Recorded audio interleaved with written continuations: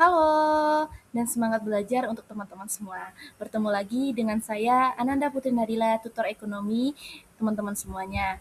Pada minggu ketiga ini, kita akan belajar mengenai simulasi bisnis, siklus akuntansi perusahaan dagang. Pernah kepikiran nggak gimana caranya warung kelontong yang barangnya ribuan itu bisa tahu mereka untung atau rugi?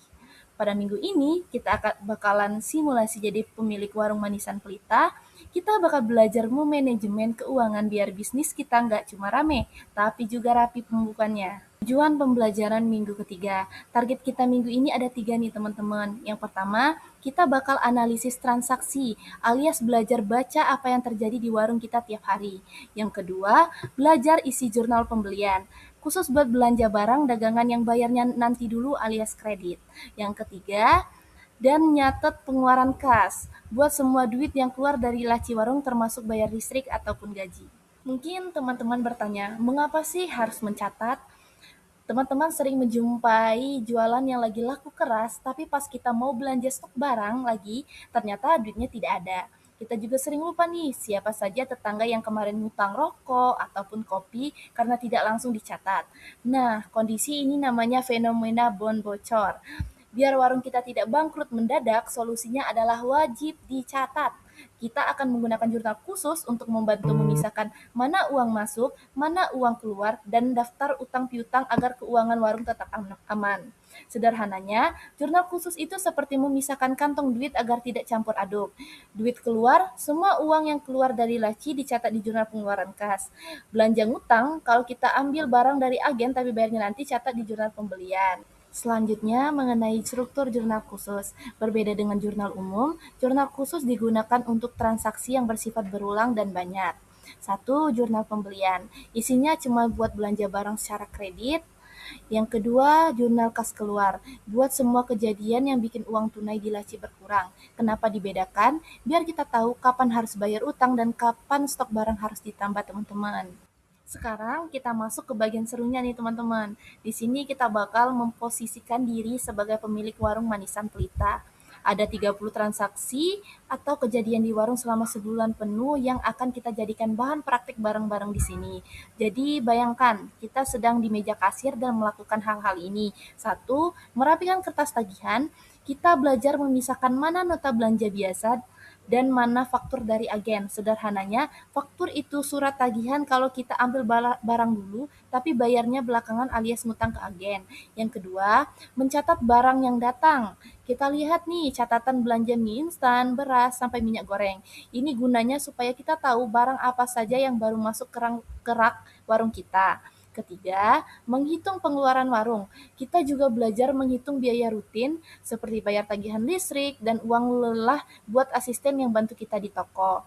Nah, kalau kita sudah terbiasa memantau 30 transaksi ini, dijamin kalian bakal lebih gampang paham saat mengerjakan kuis nanti. Nah, sekarang kita masuk ke rahasia jadi bos yang teliti. Bedah bukti transaksi. Kuncinya cuma satu teman-teman, yaitu identifikasi atau mengenali jenis kertas yang ada di tangan kita. Coba perhatikan tips gampang ini. Satu, lihat faktur. Kalau teman-teman pegang kertas judulnya faktur dari agen gula atau beras, itu tandanya utang kita bertambah. Kita dapat barangnya sekarang, tapi bayarnya nanti belakangan. Yang kedua, lihat kwitansi. Sebaliknya, kalau ada kwitansi bayar listrik atau bayar air, itu artinya kas atau duit di laci kita berkurang. Kenapa?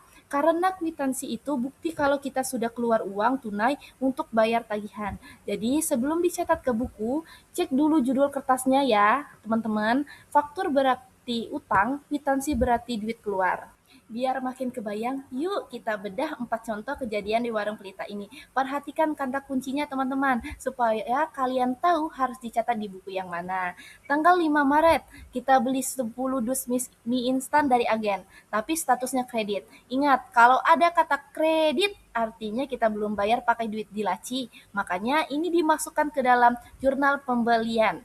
Tanggal 7 Maret ada tagihan listrik dan air sebesar 150.000 yang harus dibayar. Karena kita keluar duit tunai buat bayar ini, catatannya di jurnal pengeluaran kas. Tanggal 10 Maret, kita belanja beras 50 kilo secara tunai.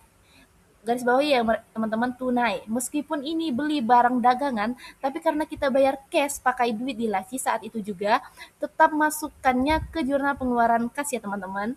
Selanjutnya, tanggal 12 Maret, kita beli gula 20 kilo dan dapat kertas judulnya faktur nomor 0.1.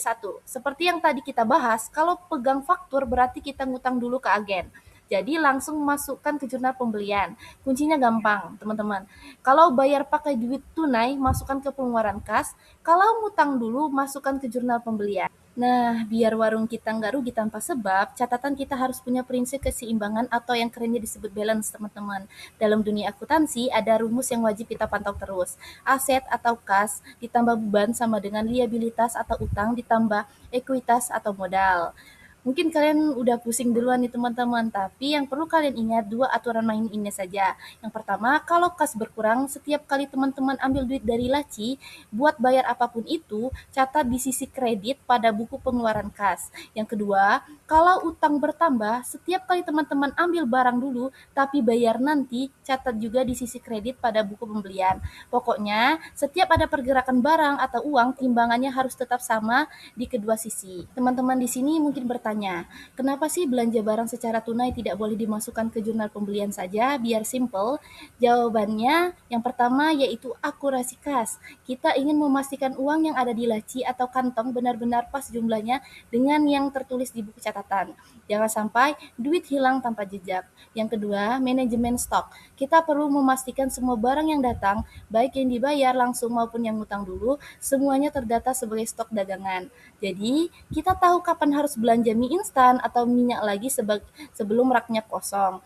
Yang ketiga, efisiensi. Di akhir bulan nanti, teman-teman tidak akan pusing mengecek sisa utang ke agen karena catatannya rapi. Kita jadi tahu siapa saja yang harus segera kita bayar tagihannya.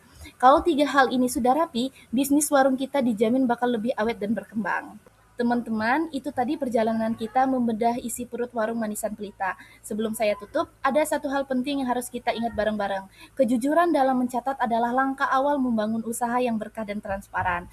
Banyak orang gagal bisnis bukan karena nggak laku, tapi karena catatan keuangannya berantakan atau nggak jujur sama diri sendiri pas menggunakan uang di laci. Jadi, yuk kita mulai tertib administrasi dari sekarang lewat materi ini. Sampai jumpa minggu depan ya teman-teman. Kita bakal naik level lagi buat belajar gimana caranya menyusun buku besar pembantu. Kalau ada yang masih ganjil atau bingung, pas lihat slide tadi jangan dipendam sendiri, langsung saja hubungi tutor, kita obrolin bareng di sana sampai paham. Terima kasih banyak atas partisipasi aktifnya. Saya sangat menghargai semangat teman-teman untuk belajar bersama. Tetap semangat, jaga kesehatan dan selamat berjumpa di minggu selanjutnya. Terima kasih.